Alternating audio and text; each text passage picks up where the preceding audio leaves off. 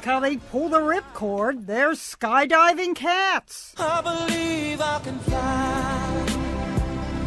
I believe I can touch the sky. A Swedish insurance company Vad klappar ditt hjärta för? asked its customers to suggest web ads. Think about it every night and day. Ava, who insures her cat with a company called Folksam, suggested skydiving cats, spelling out her name. Putting it to R. Kelly's song was the cat's pajamas. I believe I can soar. The high five midair should have been the tip-off, but some pet lovers were upset. This is not funny or cute, it is cruel.